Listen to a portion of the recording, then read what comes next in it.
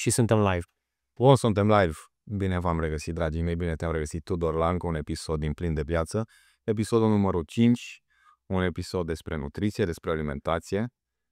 Ce, e amuzant cum vorbesc sau ceva? Sunt amuzant, sunt amuzat și probabil și amuzant, sunt plin de viață și sunt așa un pic energic, știi? Sunt distrat. Adică ai... Ok, am crezut că ești plin de emoție, ești plin de energie. Da, plin de energie, sincer. Gata să transmiți energia celor de acasă. Sper că da, să vin cu flow, să vin cu informații bune și cu întrebări multe. Că de fapt cred că o să vorbești tu mai mult azi decât mine. Da, poate preiau eu frâiele astăzi, dar cu siguranță poți să mă întreb de câte ori vrei. Excelent. Și orice curiozități ai, just let's do it. Let's make it happen. Let's make it happen. Așa ne zicem tot timpul. Cred că săptămâna asta e mesajul nostru săptămânal. No, let's make it happen. Bun, înainte să începem, înainte să intrăm așa în subiecte, hai să relaxăm, să ne relaxăm un pic, să scăpăm de emoții, să tragem o respirație profundă amândoi. Bun, și ce mi-ai făcut? Cum ești, Tudor? Sunt foarte bine, sunt plin de viață, sunt energic. Am muncit mult, sincer, acum pot să zic că am pus capul la contribuție foarte mult de ultimele 2 săptămâni. Așa. Am făcut niște planuri strategice pentru următoarele 3 luni când vine vorba de jobul meu. Deci, pe parte de sănătate, nu pot să zic că am avut foarte multe activități. Ultima oară am avut acel semi-maraton. Și după aș zice că a fost așa o perioadă mai de low physical activity, dar mult brain activity, cu însemnătate și aș zice că cel mai mare... O pauză, trebuie să ne lăudăm nu cu timpurile noastre. Asta. Un maraton, că sincer, un timp excelent pentru cineva care nu e atlet de performanță. Știți că v-am zis că o să participăm la UVT Liberty Marathon și timpul nostru a fost o oră 44. Așa, și la mine o oră 52, cred, ceva de genul, o oră 53. Pe care nu cred Exact. zici la podcast neapărat. Cine știe ce înseamnă probleme uzuale când vine vorba de distanță lungă, știe la ce mă refer, mai ales că glumim, dar sunt mândru de noi și de timpul pe care l-am scos, având în vedere nivelul de pregătire, sincer. Aș zice că putem să ne pregătim mult mai mult și să spargem gura târgului, cum se zice, și a ieșit bine. Dar sincer, vezi cât de mult contează stilul de viață și Da. faptul că avem pilonii sănătății fundamentali și puși și lucrăm pe fiecare, automat se transmite și în evoluția noastră fizică. Că poate unii se antrenează mult mai mult decât noi, dar nu au restul fundamentelor, știi? Nu se concentrează pe sănătate și numai pe antrenamente. Dar noi cu un antrenament pe săptămână, să zicem, cam asta a fost media, sincer, de alergare și nu mult. De 15 km am reușit să fim în primul sfert de oameni ce au participat la competiții și da, se vede așa e când ești plin de viață și ai grijă de sănătatea ta. Da, Dar spune tot ce faci până la urmă, și pe partea de sport, și pe partea de servicii, și de relații și așa mai departe. da. Și mai ales a zice recuperarea sau evoluție de la antrenament la antrenament. Acum noi o să vorbim despre nutriție, dar asta am observat cel mai mult. Atunci când o duc bine, când vine vorba de stilul meu de viață, de la antrenament la antrenament îmi revin foarte mult și mi-aduc aminte când ne antrenam pentru cursă, când eram cu tine și îmi dădeam viața acolo la stadion. Știi, mi s-a părut foarte greu alergarea aia și totuși în timpul cursei am putut să duc ritmul ăla sau poate și mai rapid în unele porțiuni și mi se părea soarele la, nu neapărat soarele la ureche, dar mi se părea mult mai ușor de gestionat decât disconfortul de acum o săptămână. Alergam 80 km și acum am alergat 21 cu un pace și mai rapid și disconfortul a fost clar, da, sub. Da. Da, era fezabil din punctul meu de vedere până la final, dar am avut o oprire. Și vezi, contează foarte mult și cum mănânci, știi? Și cred că e timpul să vă spunem cum să nu să vă spunem cum să vă mâncați, să spunem ce înseamnă o alimentație sănătoasă, ce înseamnă... Și de ce vorbim de fapt despre nutriție? Hai să începem cu de ce vorbim despre nutriție. Așa, de ce vorbim despre nutriție? În primul rând, pentru că e combustibilul pe care îl folosim dacă noi să existăm. Că dacă nu mănânci, te descompui, mor până la urmă. Da? Dar pe lângă chestia asta că hrana e numai un combustibil, hrana e informație, în primul rând, pentru celulele noastre, pentru organismul nostru și hrana aș zice că transmite informație sistemului gastrointestinal și de acolo ajunge la creier. Deci hrana te face să te simți bine până la urmă sau te face să te simți rău. Că de multe ori se zice că în intestin e al doilea creier. Chiar este al doilea creier, pentru că dacă mănânci bine și primești hrana de calitate, automat te simți și gândești bine. Da. Sunt de acord cu tine. Un lucru, o să fac o mică pauză apropo de microfon. Sper că suntem bine, să nu te apropii prea mult, dar în rest... Eu să mă depărtez. Aia zi. Doar timpanele Cel mai bine, da. Și scuză-mă, ca să reveni, ziceai că hrana e informație și că transmite informație la ori informație bună sau informație de proastă calitate, da?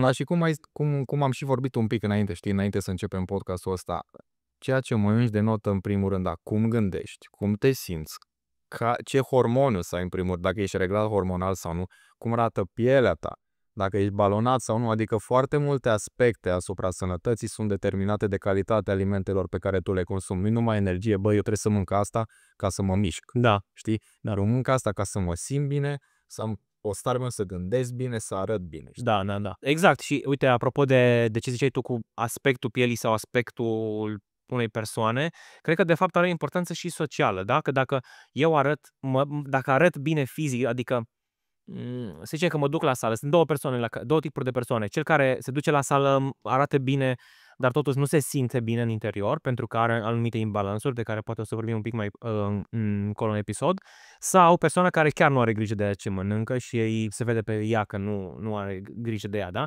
Din punctul meu de vedere, e foarte greu să, mai ales dacă nu ești, nu știu, dacă nu ai daddy's money sau dacă nu ești deja într-un loc de putere, foarte greu să te impui sau să aduci o contribuție sănătoasă în societate dacă nu te simți bine, că o să-ți fie greu să te exprimi, să știi. Eu, cel puțin, când nu eram sănătos din punct de vedere al alimentației sau când făceam alegeri de proastă calitate, aveam mult mai puțin încredere în mine, mult mai puțin energie și eram pur și simplu depășit de cei care erau mult mai aliniați cu ei pe partea asta. Automat, da, dacă primești nutrienți de slabă calitate, până și celulele tale o să fie de slabă calitate și când celulele tale de calitate slabă, automat tot organismul tău este suboptimal, știi, nu se poate manifesta cum ar trebui. Da, face sens. Ok, deci să înțeleg că ne e importantă calitatea ingredientelor. Un alt lucru la care mă mai gândeam era ce fel de ingrediente mâncăm, adică poate mă gândeam un pic la macronutrienți, știi? Când mă gândesc la perioade în viață când mâncam croissant la mic dejun sau cola pe stomacul gol și fumam o țigară, da? Nu cred că am făcut treaba asta vreodată, dar am văzut persoane care făceau treaba asta, știi? Cafea și țigară pe stomac. Sau cafea și țigară. Balcanii, nu? Da. Cred că toți am fost acolo și eu poate în liceu se mai întâmpla să fie așa, dădeam skip la micul dejun, că voiam să fiu fit și beam cafea și fumam o țigară. Da. Ăla era mic dejunul. Deci mie mi se pare că acolo nici măcar nu mai vorbim de calitatea ingredientelor, ci mă gândesc la mâncăm sau nu ce are nevoie corpul, știi? Cam la asta mă gândesc. Ok. Și atunci, cum arată o alimentație sănătoasă? Ce înseamnă ea, de fapt? În haosul ăsta nutrițional, că mi se pare că în lumea în care trebuie să stai informații pe partea asta de alimentație și de nutriție, să te cărți, cred că în fiecare an tot văd cărți noi despre nutriție, cum să mănânci sănătos, cum trebuie să... Îți apare o dietă minune. Ba, toată lumea merge pe strict vegan, pe carnivor, pe keto, intermittent fasting, pe primal, pe paleo, pe nu știu ce. Dar până la urmă eu cred că putem simplifica totul și ca să fie și vouă mai ușor și ție mai ușor de acasă care urmărești, că poate ești bulversat efectiv, intri pe TikTok, pe Instagram, vezi un reel, fiecare zice mănânc alimentul ăsta, nu mai mânca alimentul ăla, știi? Adică totul împotrivă sau fiecare are un cult, știi, vine vorba de mâncare. Cred că dacă putem să rezumăm la 3 chestii, ar fi așa. Mâncarea ta, alimentele tale să fie neprocesate, adică să conțină efectiv alimente cu un singur ingredient, alimente întregi, adică un măr, nu știu, o bucată de carne, ouă, lactate, plante, legume, da? Deci nu 4 rânduri să fie ingredientele unui produs. Adică nu alimentele alea când te duci în magazin, în supermarket, pe rafturi, știi, și întorci și vezi că are 4 rânduri de ingrediente și are aditivi, coloranți artificiali, îndulcitori artificiali, euri, au trecut prin multe procese și au un cod de bare. Practic, alea sunt alimentele procesate, da, ultra procesate. Și am văzut, de exemplu, ingrediente, adică, alimente, nici nu le-aș pune alimente, sincer. Am văzut produse unde aveai zahăr trecut de 4 ori în produs, pentru că era... diferite, da, sirop de glucoză, fructoză, zahăr. Nu, și asta, dar era, de exemplu, să zicem, masă de cacao, acolo era zahăr pus, mai era, nu știu, cremă de nu știu ce, și acolo era zahăr, adică erau, știi, așa, cum să zic, foarte multe, nu știu pe română, stecuite, adică erau așa cumva... Da, înțeleg. Practic, alimente, hai să luăm așa. Dacă existau acum 100 de ani și străbunicii noștri, dacă am putea vorbi acum cu ei, le-am spune de alimente respective și ei le-ar ști, alea sunt alimente neprocesate, alimente întregi.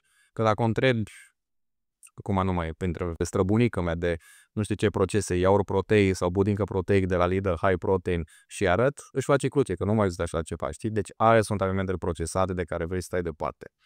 2. Alimentație locală. Locală, adică din zona ta. Da? Din zona ta. Dacă de exemplu, tu ești în România acum, vrei să mănânci alimente, produse care au crescut sub același soare în care ai stat și tu, în aerul pe care l-ai respirat tu, pe pământul pe care ai stat tu, practic corpul, biologia, hormonii, tot metabolismul tău este pregătit să primească alimentele din mediul lui înconjurător. Tu nu vrei să-i dai, nu știu, o banană din America Centrală sau din Asia de Sud-Est sau alimentație care a fost crescută complet cu altă parte de acest Fructul pasiunii și fructul dragonului. și da, știi? Știi de ce? Pentru că corpul să primească mixed signals și nu-i place nimănui să primească mixed signals, dar cum știi, tot timpul vrem ceva. Și ce ar mai zice acolo, știi că mă gândeam la ideea asta de suntem ceea ce mâncăm și ai zis că alimentația e informație, da? Având în vedere că alimentația e viață vie, da? Și noi o consumăm, viața aia vie, acum depinde de cât de spiritual ești, din punctul meu de vedere are un nivel de conștiință, sau nu de conștiință, nu mă refer la conștiință, dar cumva la un nivel poate mult mai simplu, înțelege ce ești, ce rol are. Dacă pui sămânța în pământ, nu trebuie să-i zici ce să facă. Știe automat în condițiile optime să crească într-un fruct sau într-o plantă, da? Deci știe ce să facă. Dar ideea e că dacă ea știe ce să facă în Japonia și după aia tu o mănânci în România, o să zică, bă, eu sunt din Japonia, trebuie să mă... Adică... Da, știi? Nu cred că e în japonez. Dar ideea e că îți va transmite ce să faci tu ca și organism care o consumă cu gândul, să știi, cu conștiința, că nu știu care gând, dar cu conștiința că tu ești în Japonia, dar nu ești. Dacă vrei să o dăm în foarte multă știință, hai să-ți explic care e faza asta cu alimentele locale. Fiecare aliment, până la urmă, e lumină stocată, dacă vrei să o luăm așa. Pentru că fotonii au ajuns pe pământ, au crescut planta respectivă și au înglobat fotonii ăia la nivel celular. Da? Practic, mărul ăsta are informație că a fost crescut aici, în Timișoara, în Giroc, într-un copac. Da? Eu când mânc chestia asta și mi-ajunge prin stomac la intestine, în microbiomul meu, unde sunt celulele mele care văd mâncare, observă mâncare, o digeră, o consumă, ele primesc informație. Și alea văd efectiv lumina primită de la mărul respectiv. Și atunci el o să știe, bun, am primit măr, înseamnă că sunt aici.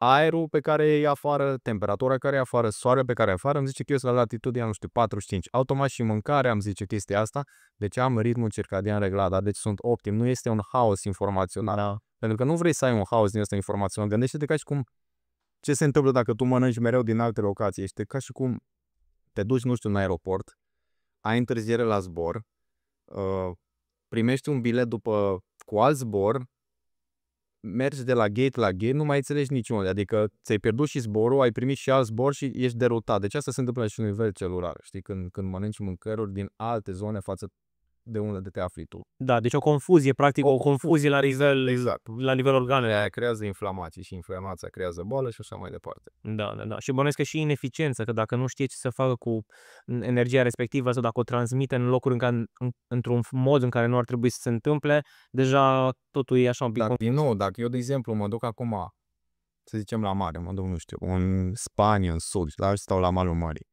Păi corpul meu o să se optimizeze să primească alimentația de acolo, știi? Adică o să fie optimizat să primească pește și fructe de mare de acolo. Nu o să mă pun să mănânc ce se găsește în România când eu sunt în zona ecuatorială, știi? Da. Adică în funcție de unde ne mutăm pe planetă e foarte simplu, doar trebuie să mănânci ce în jurul tău, e atât de simplu. Deci la fel cum și girafele, da, au gâtul lung pentru că s-au adaptat mediului, da? La fel și noi trebuie să ne gândim că nu suntem făcuți la nivel de subconștient, probabil, ca organismul nostru să se adapteze mediului. Deci ar fi bine să ne adaptăm mediului și să mâncăm ce avem local și probabil și de sezon. Și asta era ultimul lucru ce vreau să zic, de sezon, adică să mănânci ce este disponibil în anotimpul respectiv, pentru că noi, animalele, că până la urmă și noi suntem animale, toate ființele de pe pământul ăsta se schimbă în funcție de anotimp. Da? Te uiți, nu știu, la animale, schimbă blana în funcție de anotimp, schimbă comportamentele, unele hibernează, uneori e perioada de reproducere și așa mai departe. Așa și noi, așa și biologia noastră, noi suntem diferiți în funcție de sezon. Avem un anume metabolism vara, un alt metabolism iarna, hormonii se schimbă, da? Deci dacă acum noi doi ne facem analize de sânge și ne recoltăm testosteronul și ne recoltăm din nou la iarnă, când nu mai sta la soare și s-o schimba vremea, o să vezi că sunt complet diferite analizele, știi? Deci cumva trebuie să te gândești la sezonalitate, la orice, că totul se schimbă. Și nu pot să mă pun să mănânc dacă, nu știu, la iarnă, zicem, la noi sunt minus 10 grade, e frig afară și mă pun și mănânc 5 banane. Ce mai înțelege corpul meu, adică, știi? Adică, în primul rând, nu e local și nu e nici de sezon. Da. Și ca să rezum chestia asta cu sezonalitatea, să o fac foarte ușoară. Când e lumină afară, când e soare afară, când e cald afară, abundență de plante, fructe și legume. Cât dacă te duci la piață vara, o să vezi că e full de fructe și de plante. Trebuie să fim serioși. Lubenița o mânci numai vara, că atunci e disponibil să te duci iarna la supermarket să ții lubeniță. Nu am încredere în produsul respectiv. Exact, știi? Și iarna, dacă te duci la piață, poți să vezi că nu prea mai sunt plante. Foarte, foarte puțin. Mult mai multe proteine, grăsimi, cărnuri, știi? Produse animale, fierturi, murături, știi? Adică toate chestiile astea se schimbă și metabolismul tău. Iarna vrei să mănânci mai multe produse animale și vara vrei să mănânci mai multe produse vegetale. Excelent. Da. Păi și n-am derutat prea. Nu, face sens și sincer din experiența mea cred că asta e unul dintre să zicem lucrurile majore sau o schimbare majoră pe care am făcut-o când vine vorba de sănătatea mea în ultimul an și am înțeles mai mult importanța asta de la tine. Îmi spunea și sora mea că ea cumpără de sezon și local. Nu prea înțelegeam de ce. Tu m-ai ajutat să înțeleg și pe pielea mea experiența e că mă simt mult mai calm, scuze, mă simt mult mai calm după o masă în care am mâncat fructe de sezon sau știi, când mănânc alimente de sezon, mă simt mult mai liniștit după ce am mâncat. Pentru că corpul tău e pregătit să primească alimentele respective. Că eu dacă mă pun să mănânc alimente care nu sunt perioada, nu știu, mă pun să mănânc iarna foarte multe cărnuri grase, fieturi, supe, păi nu prea te simți bine, nu-ți vine. Dacă vezi că e și o chestie naturală, că nu prea ai crei vara să mănânci nu știu ce fripturi foarte grase. Exact. Ai crei pe fructe, dar mereu, când văd o lubeniță că un fruct, parcă corpul îmi cere să mănânc, nici nu-mi vine să mănânc atâta proteină și atâta carne. Vara vreau să mănânc ușor, lejer, fructe, legume, mâncăruri mai light, salate, știi? Iarna, în schimb, păi am crave să mănânc, nu știu, o ciorbă grasă sau un steak, știi, un antricot gras, mi-e poftă, efectiv. Da. Prea vine iarna să-mi dai să mănânc, nu știu, struguri și mere așa, că nu mă satisfac, știi? Da. Corpul îți dă semnale, știi? Și asta e o chestie iară foarte importantă. Corpul ne dă semnale în orice, numai noi trebuie să învățăm să-l ascultăm, că noi mergem foarte mult împotriva curentului, că zice la nu știu ce, că am văzut pe net, că îmi zice doctorul, că îmi zice guvernul. Apropo de asta, care ți se par ție, să zicem, curentele astea de pe net, care ți se par așa cam overrated? Care ar fi la tine top 3 lucruri overrated ce circulă acum referitor la nutriție? Cred că cel mai overrated lucru, și zic asta și din experiență proprie, pentru că am și fost acolo, mi se pare partea asta de gym culture, știi, de fitness, știi, de alimentația dată de culturism. Că aia e one size fits all, adică aia e cea mai bună, știi, dacă mănâncă un culturist sau mănânc ce zice industria, fitness, frate, sănătos, gata, îți dă shit, știi? Și cum arată, de exemplu, care ar fi produse nesănătoase care sunt promovate în industrie din punctul tău de vedere? În primul rând, approach-ul greșit ce mi se pare în fitness și din nou am fost acolo, adică vorbesc și din experiență proprie, nu mă dau din gură că am citit ceva știință. Sunt antrenor, sunt nutriționist, mi-a plăcut și partea de culturism, am avut și perioada în care sală era viața mea, aveam 6 mese pe zi, mâncam numai proteine și în rest nu mă interesa altceva. Cel mai nasol lucru ce mi se pare este că e împinsă foarte multă chestia asta că dacă are proteine e sănătos, știi? Totul să fie high protein. Mă duc în magazin, văd bam, un iaurt, o budincă, un suc, o gustare e high protein. Nu mă mai interesează ce conține pe lângă. Dacă văd high protein, gata frate, mănânc sănătos, știi? Și mai văd chestia asta și în jurul meu, știi? Pe lângă, în continuare mai lucrez la sală, mai am clienți, văd antrenorii de acolo, știi cum vorbesc cu clienților, hai, ți-ai luat batonul la proteic. Batonul proteic înseamnă că gata, ai făcut o alegere nutrițională bună. Sau pune și în spital, îmi văd colegii sau îmi văd pacienții, știi, că vin, uite, mi-am luat desertul ăsta high protein, am început să mănânc healthy, știi? Păi dar lumea echivalează cuvântul proteină cu sănătate, știi? Da. Problema e că da, are proteine, dar ce are pe lângă, știi? Ce are pe lângă? Ce aditiv, ce Îndulcitori. Tocmai ce vorbeam la început, știi, de alimente procesate. Cât de procesat a fost, de exemplu, luăm un baton proteic. Păi ia întoarce tu pe spate să vezi câte ingrediente are acolo, care 40 de ingrediente, dintre care nici nu știi 30 din ele ce înseamnă. Sincer, dacă întorci, știi? Și când mănânci atâta de procesat și atâtea chestii artificiale, păi gândește-te cum o să arate interiorul tău. Da, poate arăți bine pe exterior, poate ai six-pack și biceps, dar în interiorul tău cum te simți? Am fost acolo, sincer, am avut și o perioadă de vreo 4 luni în care am mâncat 5 mese pe zi, 2 shake-uri proteice și de la 83 de kg am ajuns la 84 în vreo 3-4 luni cu sală și mă simțeam foarte rău. Deci arătam baft, un pic chunky așa. dar mă simțeam foarte rău. Mi se părea că de la un moment dat mi se părea o pedeapsă ce făceam eu, știi? Pentru că crezusem industria de fitness că asta e singurul mod în care eu pot să pun mușchi pe mine și pentru că eram pe varianta asta de quick fix. Adică exact opusul, zicem, conceptului din spatele plin de viață, știi? Hai să mergem long term. Pentru că la mine, quick fix, în 4 luni am ajuns într-un fel de burnout mental și emoțional din cauza faptului că a trebuit să mănânc atât de mult și mâncam, dormeam, eram la toaletă. Repeat. Știi ce zic? Și nu mă mai simțeam bine. Mi se pare că nu se merită. Și un alt lucru, multă lume deja cumva ia în râdere problemele care vin cu treaba asta, pentru că la un moment dat aveam indigestie sau nu știu, aveam probleme stomacale de la proteine. Chestia asta. E ok. E frate, e protein fat. Exact. Că fie normal, știi, scuze, dar să te beșești de 20 de ori pe zi și să miroasă și să fii balonat și să stai pe budă, să ai 3 scaune diareice sau să fii constipat.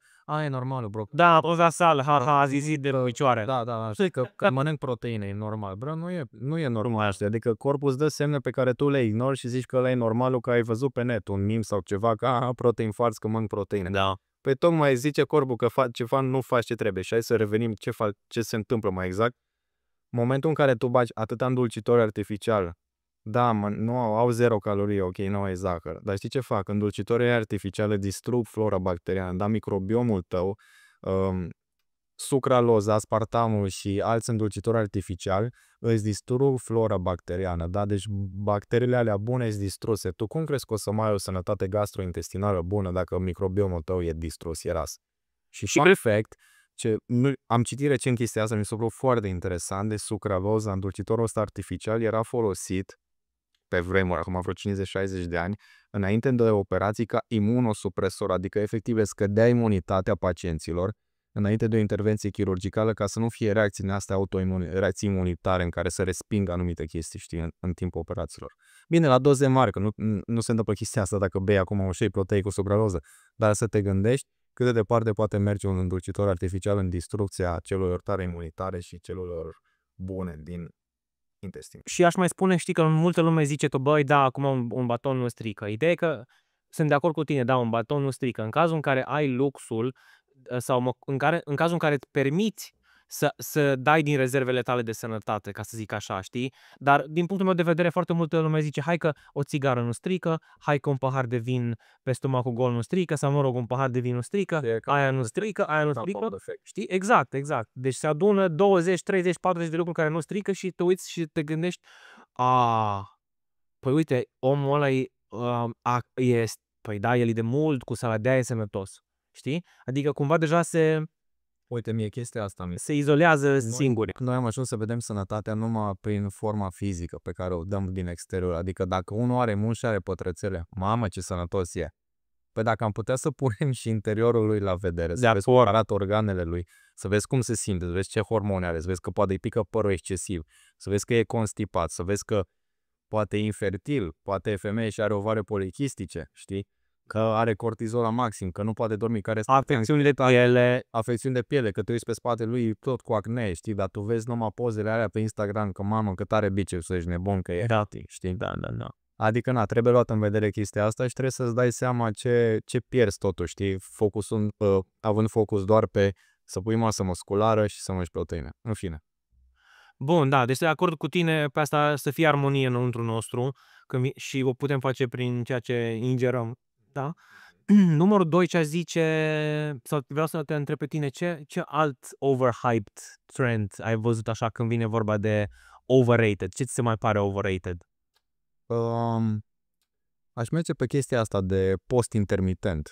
Știi că iar mi se pare un trend că wow, fac post intermitent, gata, am rezolvat toate problemele. Știi, de multe ori vezi pe net, ai o problemă cu asta, nu știu, vrei să slăbești, vrei să scapi de cancer, vrei să nu știu ce, fă post intermitent și frate, poți stai liniștit, poți să mănânci ce vrei, că timp tu lași 16 ore organismului tău ca el să-și facă procesele de autofagie și de recuperare. Deci nu e bine deloc să facem intermittent fasting sau putem să-l facem și benefic? Există o variantă benefică a postului intermitent? Există o variantă benefică, e să faci post intermitent, virgulă intermitent, nu post intermitent. Cum vine asta? Adică să faci odată la ceva timp o pauză lungă, un post, nu știu, poate de minim 24 de ore, poate și de 36 în care dai pauză organismului cu adevărat să-și revină, să se regenereze complet. Pentru că zic sincer, în 16 ore nu se întâmplă nimic magic. Adică dacă vrei să ajungi la procesul ăla de autofagie pe care toată lumea zice că îl face în postul intermitent, bad news, trebuie să lași cam 36 de ore pentru autofagie ca ea să ajungă la nivel ceva, ca să se întâmple la accelerație maximă. Cumva mie mi se pare, din experiența mea, că postul intermitent la început e ok, pentru că în primul rând corpul nu e obișnuit să aibă pauza aia de 16 ore și poate, știi, la suprafață așa ai un cuțit fin cu care razi din, să zicem, excesul de folosință al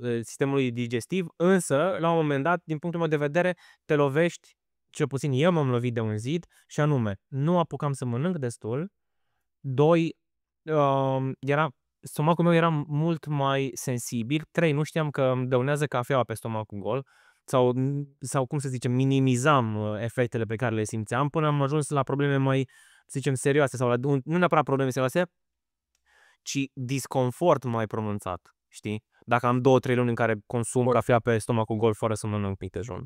Eu nu zic că sunt împotriva postului intermitent. Zic că e doar overhype. Dacă toată lumea crede că îți rezolvi problemele dacă tu mănânci doar în 8 ore, 16 ore nu mănânci mic, dar în alea 8 ore mănânci cât te vrei. Da, frate, dar eu 16 ore nu mănânc, fac post intermitent, sar este mic dejun, știi? Adică, în primul rând, dacă vrei să faci un post intermitent ca lumea, tocmai îți recomand să sar peste cină, nu peste mic dejun.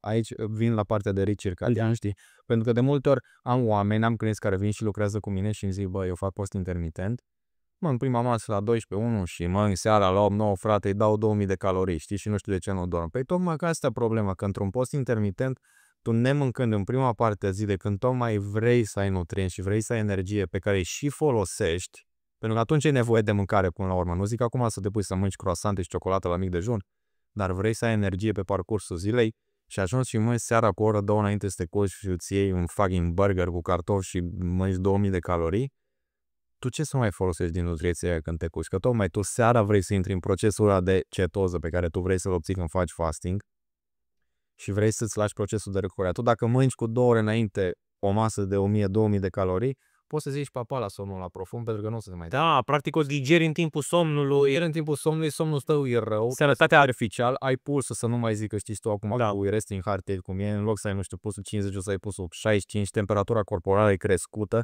insulina e sus, deci melatonina, hormonul care ne ajută să regenerăm, nu prea mai urcă ea, știi? Da. Și sănătatea bucală mi se pare că e afectată. Dacă mănânc prea aproape de Așa e, da.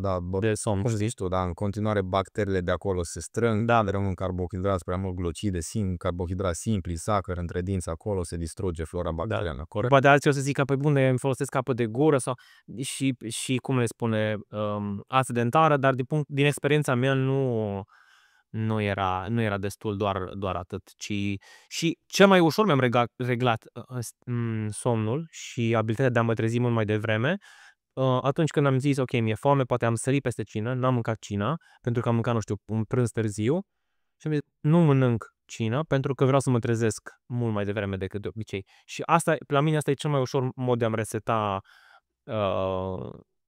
somnul, să zicem, cu obligația de a mă asigura că ies totuși în afară. Și automat cât de bun e somnul ăla, sincer, când te culci cu stomac fai, sincer, e excelent. De automat dacă ai purta un tracker, îți recomand, dacă ai cumva un tracker, mâncă într-o zi o masă cu o oră, 2 înainte să te culci și mâncă a doua zi, lasă 3-4 ore și o masă mai light și o să vezi diferențele pe tine, nu trebuie să ne crezi până o să vezi și cum te simți și ce spune. Deci cel târziu aș recomanda, acum eu dau niște exemple concrete care poate nu sunt aplicabile la toți, dar aș zice așa, mănâncă ultima masă la 7, cel târziu 7:30. Depinde la cât se culcă oamenii. Da, dar ce vreau să zic e că da, știu că depinde în multe contexte, dar dacă de obicei mănânci foarte târziu, încearcă să mănânci ultima masă la 7, să zicem că te pui la masă și la 7:30 ai terminat de mâncat, zic eu că la 9-10 din experiența mea, cel puțin pe mine, mă ia somn, adică mi-e mult mai ușor să adorm, comparativ cu mănânc la ora 9. Dacă mănânc la ora 9-10, ori mă ia somnul că am mâncat 2000 de calorii și asta înseamnă că, nu știu, dintr-o dată trebuie să mă pun la somn și n-am făcut o grămadă de alte lucruri. Așa, nu? Și te simți, dacă... Deci nu-i deloc. Punem cu 3 ore înainte de somn. Da. Până 3 ore, că poate unii se culcă la 9, unii la 10, unii la 11. Cam asta e regula, 3-4 ore până te culci să lași de la cină. Da. Mi-aduc aminte când eram în facultate, chiar observam pe un tip, un neamț, mânca destul de vreme cina. Zice că la ora 6-7 mânca și el pleca la 5 parcă la muncă. Următoarea zi și mă gândeam, cum naiba se trezește omul ăsta la 5? Și după aia, ani mai târziu am înțeles că de fapt el era mult mai gata cu cină, mult mai devreme. Bun, deci intermittent fasting, a treia ar fi suplimentele. Suplimentele, da. Da. Chiar acum cred că atac pe toată lumea, că toată lumea venerează suplimentele. Nu neapărat că toată lumea venerează suplimentele, dar suntem făcuți cumva să căutăm soluțiile astea rapide. Știi, în lumea în care trăim, vrem rapid un supliment. Pentru că, sincer să zic, cea mai primită întrebare pe social media, în general, pe Instagram, pe TikTok, pe WhatsApp, bro, ce supliment recomanzi? Ce supliment să iau? Postez un video, las ultimul lucru legat de suplimente, mă întreabă lumea de suplimentul respectiv. Nimeni nu mai se concentrează pe fundamente. Vreau să zic că nu sunt împotriva suplimentelor și eu folosesc unele suplimente, dar suplimentele astea și înseamnă să suplimentezi ceva, dar că tu nu ai basic-ul făcut, da? Nu o să funcționeze suplimentele, just a piece in the wind, știi? Adică dacă tu nu ai făcut 90% din treabă, pe aia de 50% ce îți oferă suplimentele, nu o să funcționeze deloc. Și niciodată suplimentele nu o să înlocuiască vitaminele, minerale, substanțele pe care le găsim în alimentație. Da.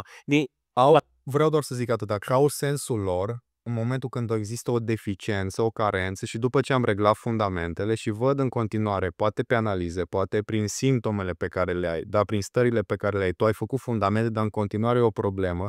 Aici, de exemplu, când lucrezi cu un terapeut sau când lucrezi cu un practician, vezi pe analize sau vezi în simptomele tale care au deficiență, atunci poate vreau să le folosesc sau vreau să le folosesc ca să am acel 50% în plus, poate, știi, când am toate fundamentele puse. În rest, focus pe mâncare neprocesată, în locală și de sezon.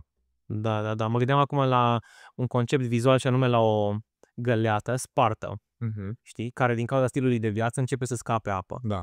Și noi zicem, nu mai am apă, știi? Mă gândesc, nu mai am apă, hai că torn apă, Da. știi? Și ok, o să ai apă pentru ceva timp până când poate ori ai o gaură mare cineva are o gaură mare în acea găleată sau niște mici spărturi pe unde curge apa, da? Deci poate suplimentele alea pe termen scurt poate să facă cât de cât bine, însă din nou volumul de apă să se golească. Asta ar fi o analogie la care mă gândesc și a doua ar fi că poate alte suplimente sau aceleași sunt patch-ul ăla, da? Adică am făcut sistemul meu și eu ca ființă mă degradez din cauza stilului de viață și zic, bun, păi hai că o să pun un patch acolo să rezolv simptomă, deși eu nu știu că dacă o să continui, poate să mi-mai apare și în cealaltă parte o problemă, și în altă parte, și în altă parte, Deci se accentuează, de fapt, simptomele. Știi, și trebuie să înțelegeți voi că cumva în natură nu există o vitamină sau un mineral izolat, dar nu există niciunde în lumea asta, că mă rog să mănânc o mâncare sănătoasă sau mai spun, eu nu iau doar vitamina C sau doar vitamina D. Toate lucrează împreună, e o sinergie între nutrienți și minerale și când iei un supliment izolat, trebuie să te gândești, eu dacă iau ăsta, am din celălalt ca să-l ajut să se absorbe sau merg împreună sau îmi scad din celălalt. E foarte greu să creezi un plan complet de suplimente care să funcționează. De-aia multe suplimente sunt efectiv bani aruncați degeaba pe care îi urinez după, zic sincer, știi? Dar în continuare, unele suplimente funcționează și cred în ele, doar că merg foarte mult pe context. Nu te pui și iei un pumn de suplimente, gata frate, știu că mi-am asigurat, pentru că poate 80% din ele nu funcționează deloc. Ok. Și pentru asta, cu suplimentele, îți recomand să lucrezi cu cineva, cu un practician. Și deci puteți apela la Andrei dacă aveți nevoie de... Sau dacă nu vrei să apelezi la mine și vrei să afli doar mai multe informații, să devii propriul tău doctor, în descrierea acestui video ai link către platforma mea Health Maxing. Bun, suficientă reclamă, nu? Mergem mai Da, excelent. Acum la ce mă gândesc e... nu mai știu la ce mă gândeam, am o întrebare. N-am trecut aici în script, dar am o întrebare și anume, când vorbim despre suplimente, cineva îmi spunea, o tipă care era la biochimie, că Așa. dacă luăm... Ești atent? Da. Ești prezent, da? Bun. Dacă mai prezent, frate. Chiar Eu, la cât am meditat, ar fi ciudat să nu fiu. Deci, la ce... Doar eu cu tine și voi. Noi 3. Ok, cool. Deci, Așa. revenim, da? Revenim. Ești prezent? Da. Cool. Întrebările pe care o am legate de suplimente. Cineva îmi spunea că dacă mănânci legume cu frunze, leafy vegetables, Ok. ele accentuează de fapt și absorpția de suplimente. E adevărat? Ai auzit ceva de genul? Sincer să zic, nu. Nu am auzit și nu știu și cred că e în regulă să zic uneori și nu știu și să nu-mi dau o părere fără Fair enough. să le cauză. Excelent. Maturitate. Bun. Te-am văzut foarte atent, uitai peste script. Ce ți-a Da, dat nu, voiam să văd ce notițe ai mai făcut. Ok. Da, vorbeam acum despre deci cele mai overrated. Deci am vorbit așa. Intermittent fasting, am vorbit despre high protein no matter what, chiar dacă e prea procesat. Da, deci și suplimente. Practic și suplimente. Deci astea sunt overrated. Da. Vrei să vorbim și despre ceva underrated? Da, underrated. Ok. Deci, tot așa să facem un top 3? Top 3 underrated things, da. Ok. Când vine vorba de nutriție. Primul lucru pe care l-aș vorbi, și poate nu vă gândiți la chestia asta, este nu ceea ce mănânci, ci cum mănânci și unde mănânci. Pentru că te poți concentra să mănânci mâncare sănătoasă, cea mai bio, cea mai organică, locală, de sezon, dar să fii complet deconectat de alimentație și de procesul de a mânca. Și chestia asta ce înseamnă? Înseamnă că tu nu o să digeri, nu o să absorbi mâncarea pe care o consumi cu adevărat, pentru că contează pe lângă ce mănânci și cum o absorbim. Și dacă noi nu avem un mediu înconjurător reglat, un context în care lăsăm organismul să digere și să absoarbă nutrienții de care noi avem nevoie, cumva e un waste, știm, mâncarea pe care o avem. Și la ce mă refer aici? În primul rând, aș vorbi un pic de sistemul nervos. Dacă tu nu ești reglat, dacă tu trăiești în sistem nervos simpatic în partea de stres, nu zice cortizol acum pentru că cortizolul nu e neapărat un hormon de stres, e un hormon ce îți dă energie. Dar hai să zicem un sistem nervos simpatic, în starea aia de fight or flight, știi, în care de multe ori avem nevoie de ea pentru a ne rezolva niște task-uri, avem nevoie să ne ajute, știi, pentru a depăși anumite probleme. Dar în momentul în care mănânci, vrei să fii în sistemul nervos parasimpatic, vrei să fii într-o stare de rest and digest, într-o stare calmă, în care focusul e mai mult pe interior, nu atât pe ce se întâmplă în exterior. Nu vrei sângele în extremități, ci vrei sângele în zona centrală, da, în zona de organ. Și cred că și prezența, da? Atât sângele cât și prezența noastră, să zicem, awareness-ul nostru pe care îl avem atât la nivel de vedere, dar și ca și organism, da? Vrem să facem contact cu mâncarea aia, să fim conectați la ce se întâmplă. Cred că e mult mai ușor pentru celulele noastre și pentru tot procesul să se pregătească și să contribuie, așa cum au fost ele făcute, să susțină ceea ce se întâmplă. Altfel, dacă noi spunem corpului nostru e mai important la ce mă uit decât ce mănânc, automat o să împărțim nivelul de energie și de concentrare și de prezență al celulelor noastre, unde câteva se vor duce spre ce ne uităm. Și am testat pe pielea mea și am avut discuții la un moment dat cu Tania, iubita mea, referitor la televizor în timp ce mâncăm. Și anume la filme horror când mâncăm. Deci, din punctul meu de vedere, exclus. Știi, pentru că am avut experiența asta în care eram mult prea eram panicat, adică simțeam corpul meu cum era, știi, gata de atac, era gata de luptă. Nu voiam să fiu. Pulsul a crescut, tensiunea a crescut, erai în anticipare, erai ce se întâmplă, ce să acționezi, nu erai relaxat, știi, nu erai acolo. Exact, da. Dar contează foarte mult chestia asta, știi, cum ziceam, pe lângă partea asta de sistem nervos, unde e atenția, știi, că de multe ori, sincer, cred că eu nu mai știu pe cineva care mănâncă și doar mănâncă, adică, nu știu, mă uit în jur, toți prietenii mei, până și rude, văd, când mănâncă, trebuie să aibă laptop sau telefonul în față să meargă un serial sau un YouTube. Nu parcă e plictisitor să mai mănânci, să te mai uiți. Nu, asta de fapt din punctul meu de vedere e o chestie. După mine, oricum aici. Da, și aș zice că e o chestie de stil de viață. Acum facem o mică paranteză, dar mă uitați-mă la un podcast cu un tip, îl cheamă Dr. K, care e un Ketamine. Nu e Dr. Ketamine, ci este un psiholog, cred că psiholog, nu știu termenul explicit, cred că un psiholog din Statele Unite, care a făcut și cred că la Harvard a făcut psihologia, plus în India, în Est. Știi? Deci are cumva școlile din ambele, și partea vestică și School of Thought din India. Și vorbea de ideea că de multe ori lumea, când lucrează cu el, își schimbă jobul la 12 luni, 16 luni, pentru că odată ce lucrează cu el, învață cum să aibă liniște în jur. Și de asta mă duce cu gândul, de asta mă gândeam de fapt la a mânca fără televizor, fără distrageri. Dacă mănânc cu foarte multe distrageri, șanse mari ca nu doar stilul meu de viață când vine vorba de sănătate, ci și ce fac din punct de vedere profesional, ce fac din punct de vedere social, să fie atât de îndepărtat de cine sunt eu cu adevărat, încât îmi trebuie să mă distrag. Am nevoie de dopamină ca să mă distrag de la suferința pe care mi-o cauzez eu cu activitățile care merg împotriva naturii mele. Știi? De asta. Uite, eu cred că ar fi un exercițiu bun aici, mai ales pentru oricine de acasă. Știi că auzi conceptul ăsta de dopamin detox. Știi că toți avem probleme cu dopamină. Uite, poate nu ai timp să meditezi sau nu ai timp să renunți la toate chestiile, dar măcar atunci când mănânci, renunță la device-urile din jurul tău și fii atent doar la ceea ce mănânci. Automat poate și simulezi o stare de meditație și lucrezi la mecanismele tale dopaminergice și cu siguranță o să digeri și o să absorbi mâncarea respectivă. Dacă nu toată lumea poate are chef să stea 15 minute în meditație sau nu poate să renunțe la laptop, dar măcar atunci când mâncăm, le poți face pe toate trei. De acord, da. Și automat când ești prezent și te concentrezi pe mâncare și ești recunoscător și o miroși și îți lași organele de simț să funcționeze, nu numai balotezi, bagi în gură și înghiți, miroși, simți, guși, mesteci, automat tu vei secreta enzime atât în gură cât și în stomac care vor măcina, vor dizolva mâncarea și automat vei prelua toți nutrienții. Exact. Pentru că degeaba mănânci gras, fed, organic, bio, dacă tu o balotezi, ai băgat-o în gură, ai mestecat de 2-3 ori, ai înghițit, în timp ce dai scroll și pe fundal mai merge și muzica și mai vorbește și nu știu care cu tine și mânci pe fugă sau poate mânci și la volan.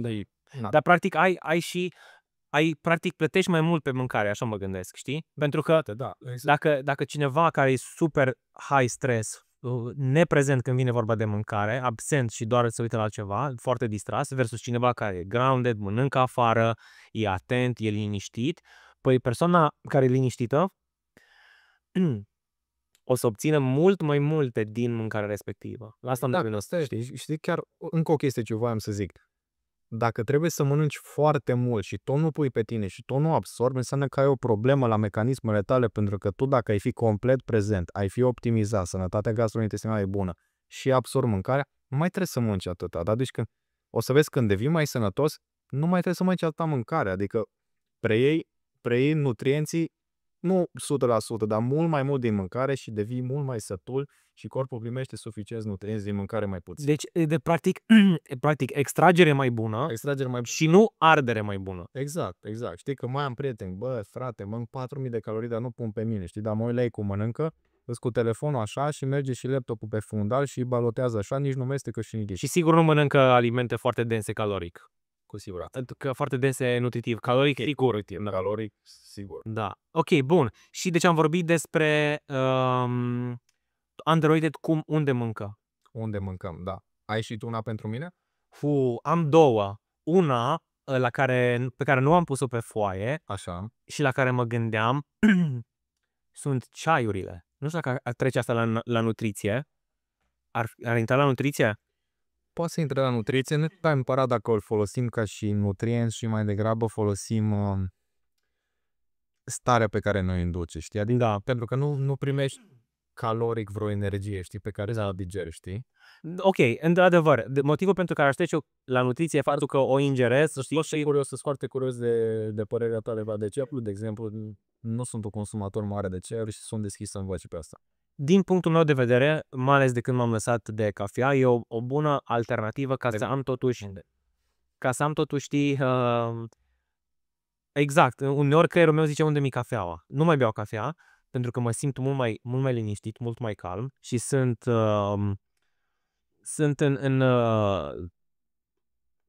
în partea asta, nu, hai să o luăm altfel.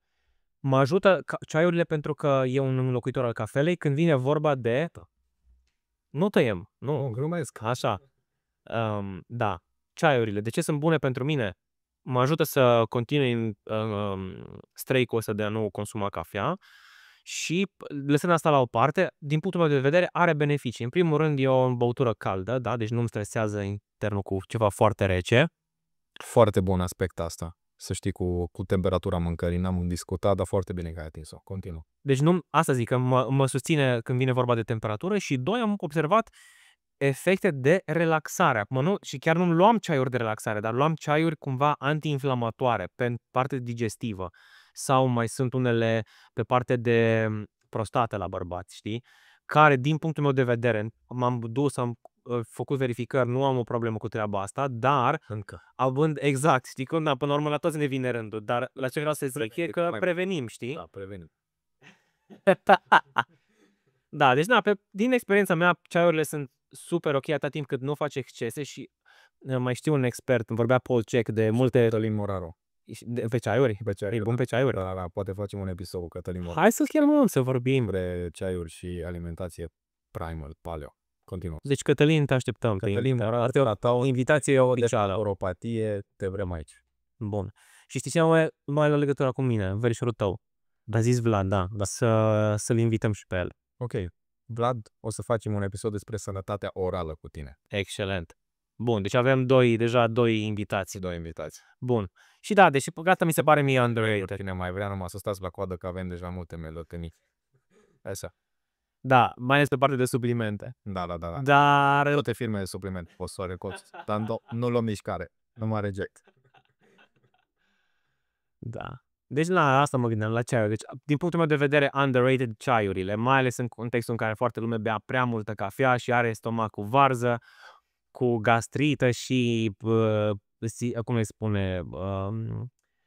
Leaky gut, vrei să zici? Nu, mă refeream la ulcer și partea asta, știi? Ok.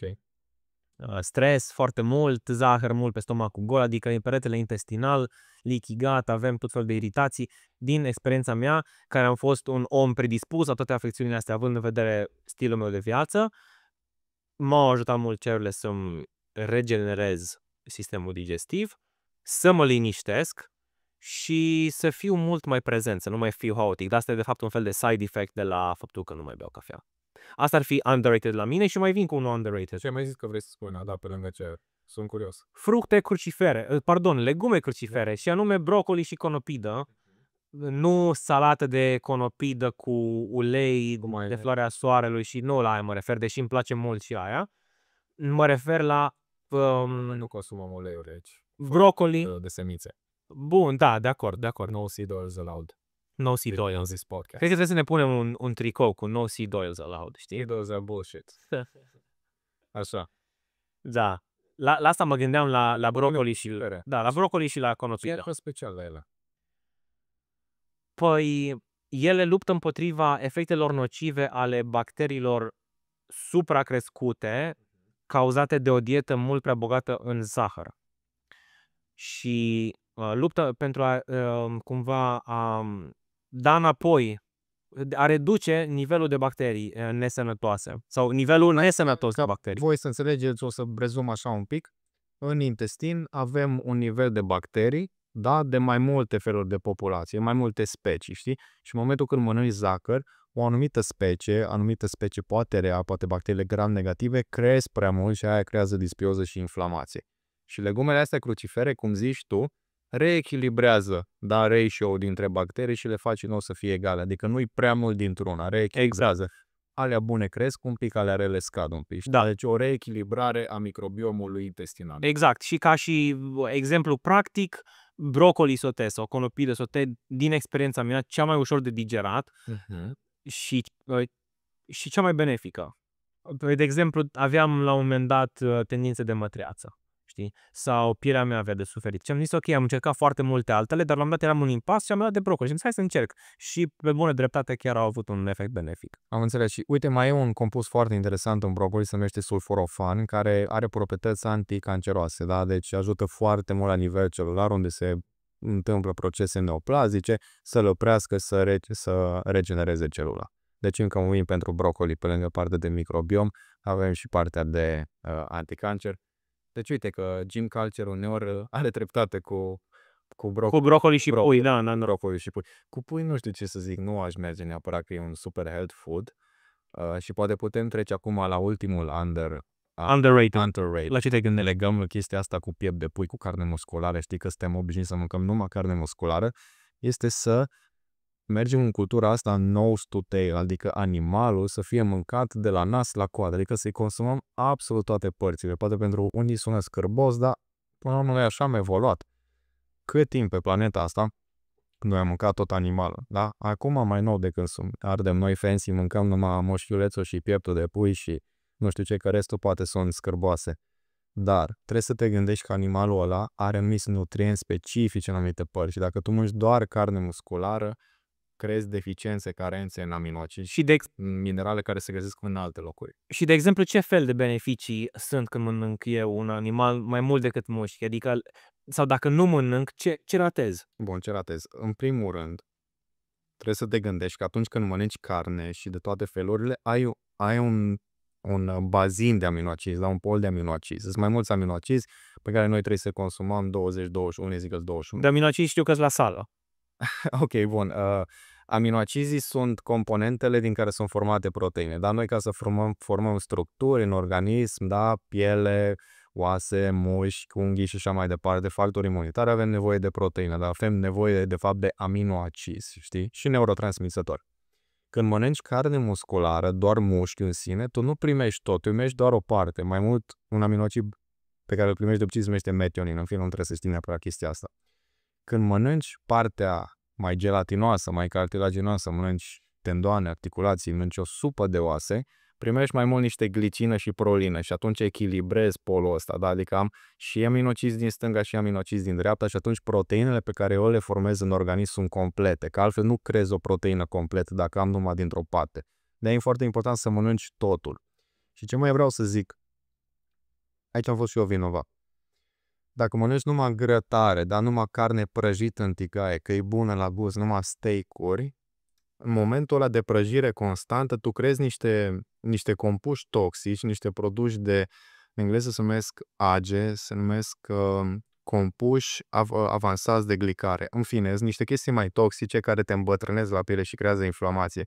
În momentul în care consumi și carne fiartă, slow cook, la dobă se numește, cred că la dobă, nu? Aici pui în cuptor și stă mai multe ore. Da, practic, da. Cum le spune, fierturi, mai slow cook, da? Atunci primești, carnea e deloc toxică, da? Deci nu se creează compuși ăștia de glicare avansată și trebuie să consumăm și carne gătită lent, fiartă, dar și carne prăjită. Și ce voiam să zic că în unele zone ale animalelor găsești nutrienți pe care nu-i găsești în carnea musculară. Să nu mai zic că de organe. Știi că m-ai întrebat săptămâna trecută, bro, ce suplimente se iau pe chestia asta și s-am recomandat imediat organele, pentru că organele, deși poate pentru unii scârboși, ai zice că este cel mai complet aliment, este cel mai bogat nutritiv aliment pentru care are toate vitaminele și minerale de care ai nevoie. De exemplu, ficatul.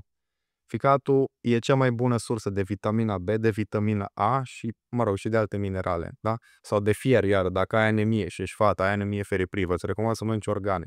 Deci, cum vezi, în multe zone ale animalului se găsesc nutrienți de care poate nici nu știai și când mănânci doar carne musculară, crezi deficiențe și carențe. Ok.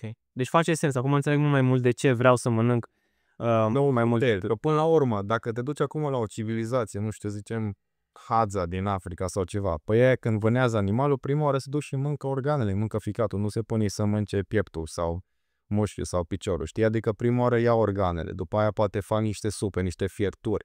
Carnea musculară e ultima. Da, îți dă nutrienți, îți dă aminoacizi, dar nu îți dă nutrienții de care ai nevoie și nu mai zic că nu îți dă vitaminele liposolubile, A, D, E, K, ce le găsesc numai în grăsimi. Ok. V-am derutat complet? Nu, cred că lumea ascultă și vă mulțumim că ascultați și că sunt prezenți după atâta timp încă cu noi. Dacă ai ajuns până aici, felicitări, ai top energic, blană. Sincer, da. Și da, sunt de acord cu tine că lucrurile slow cooked, în primul rând, sunt gustoase și în al doilea rând mi oferă o liniște interioară enormă și un lucru de care mi-am adus aminte azi în timp ce veneam să filmăm era 3 tipuri de constituții, așa cum sunt numite în Ayurveda, Așa. și au legătură cu tipul nostru de energie ca om. Imaginează-ți o personalitate energetică. Da? Avem Vata, care e foarte mult pe aer și eter, adică e foarte flowy, creativitate, da? Avem Pitta, care e un foc, așa, care e mult mai mult pe leadership, pe determinare, știi? Așa, exact, la tine mă gândeam.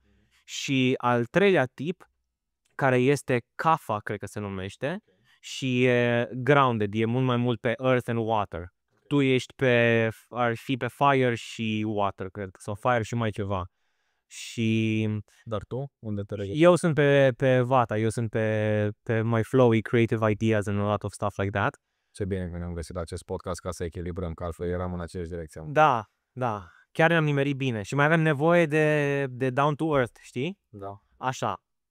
Dar exact de asta vorbeam de ciorbe, pentru că din punctul meu de vedere, o hrană slow cooked e o hrană făcută cu răbdare, o hrană care te reechilibrează, te liniștește, da? Mie de ani nu-mi face bine cafeaua, de fapt, chiar dacă îmi place enorm gustul, nu-mi face bine pentru că eu oricum sunt high energy, high creativity.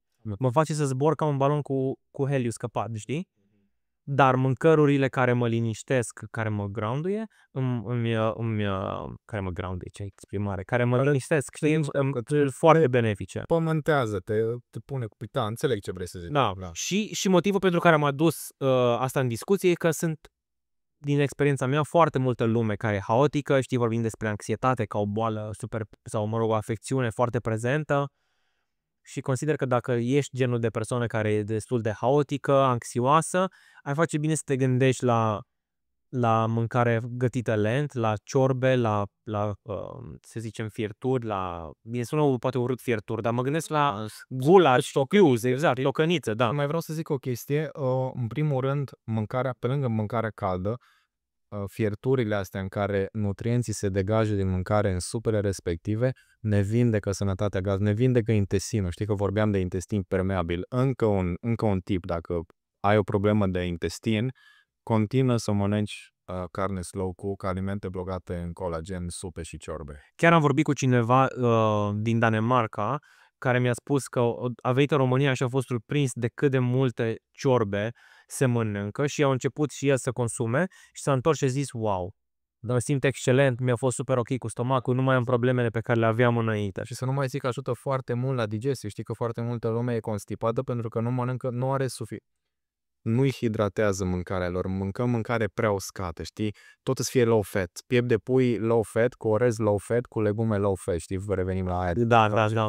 Automat nu primești grăsime și nu primești hidratare, deci automat te vei constipa, pielea ta se va usca, îți va pica părul, unghiile, hormonal, iar știi? Adică din nou, putem vorbi de partea asta de grăsime enorm și mi se pare că partea asta de nutriție merită mai multe episoade și cred că e greu într-un singur episod să rezumăm cam tot ce am vrea să zicem despre nutriție. Așa că eu cred că ar fi fain să facem mai multe părți aici, să mergem deep dive în subcapitole. Cred că ar fi interesant și să auzim, da, deci clar sunt dispus să facem să vreau exact, știi? Adică cum se pare, vreți să mergem mai mult pe un subiect din partea asta de nutriție, vreți să continuăm în stilul ăsta pe episodul 2, 3, chiar vrem să auzim ce părere aveți, pentru că informația este și noi vrem să o livrăm. De acord. Ok. Ultima întrebare legată de partea de nutriție pe care o am eu este, mai mult în vederea ascultătorilor noștri, așa. De ce se balonează lumea? Că lumea zice, vai, sunt balonată. Măi, de ce? Bună întrebare. În primul rând, cred că tot zic în primul rând, ăsta e ticul meu verbal. Știi că m-am mai văzut la celelalte posturi și am auzit în primul rând. În fine. Nu știu. Hai că căutăm. În primul rând. De ce ne balonăm? Pentru că nu avem o sănătate gastrointestinală optimă pentru a primi alimentul pe care l-am consumat. Știi, te uiți pe net, ai balonări, dă-i dieta carnivoră, ai nu știu ce, dă-i dieta keto. Problema este că tu nu ești optimizat pentru a primi mâncarea respectivă și atunci te balonezi. Aia se întâmplă, știi? Pentru că unii se balonează, unii nu. De exemplu, nu toată lumea se balonează la cereale, la ovăz, nu știu, ești fructe, legume. Unii se balonează. Problema e că intestinul tău poate e permeabil, poate microbiomul nu e reglat, poate reacționezi la unii antinutrienți din plante sau poate și din carne și atunci te balonezi. Știi? Deci E vorba de context, e vorba să-ți dai seama în primul rând ce alimente te balonează. Asta cred că e cel mai important, să ai un awareness când mănânci, în primul rând ce alimente mă balonează. Da.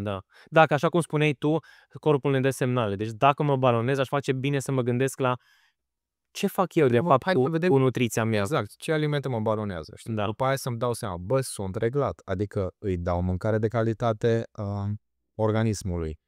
Am uric circadian reglat.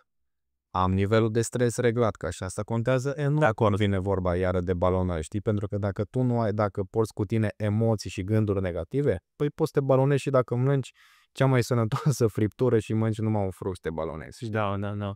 Dar dacă te balonezi, înseamnă că este o problemă acolo și ea trebuie adresată. Deci din punctul meu de vedere, ca sfat sau mă rog, ca neapărat invitație celor care au probleme de digestie, ar fi să revadă primul episod, să se ducă la primul episod și să înțeleagă care sunt lucrurile fundamentale referitor la sănătate preventivă și să vadă unde au cel mai mult de câștigat dacă fac o schimbare. Știi, pe baza sfaturilor noastre sau pe baza subiectelor pe care le abordăm și în următoarele episoade despre care o să mai vorbim. Și în același timp, aș zice să fii atent la ce anume se balonează, știi? Pentru că în multă lume nu știe, se simte doar balonat, dar nu se gândește ce o mânca, pentru că mânca poate un mix efectiv de 20 de lucruri la o masă și nu-și dă seama.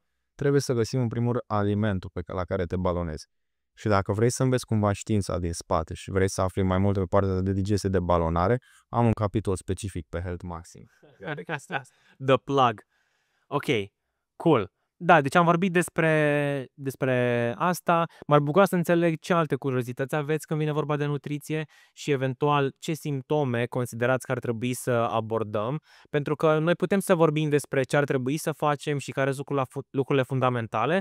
M-ar bucura să înțeleg și cu ce anume vă confruntați. Acum știu că poate unele lucruri sunt mai private și n-ați vrea să le împărtășiți, dar măcar niște întrebări. Ce ar trebui să fac dacă X? Sau, uite, mă simt așa? Sau, uite, ce recomandați pentru Y? Știi? Sau, lasă-mă la urmă să fie evaluare. Până la urmă noi vrem să vă rezolvăm problemele, că de-aia facem podcastul. Pe lângă discuțiile faine între noi pe care le avem și off-camera și asta, noi suntem aici să vă aducem valoare și să vă rezolvăm probleme. Că de-aia e podcastul ăsta, să vă învățăm să fiți plini de viață. De acord. Și cu asta, cred că putem să încheiem episodul de nutriție. Sigur. Și mă bucur că l-am filmat. Și mă bucur că l-am filmat și vreau să te felicit și pe tine, în primul rând, la câtă informație ai prins în ultimul timp și chiar sunt mândru că fac podcastul ăsta cu tine. Pe data viitoare, ăștia am fost noi.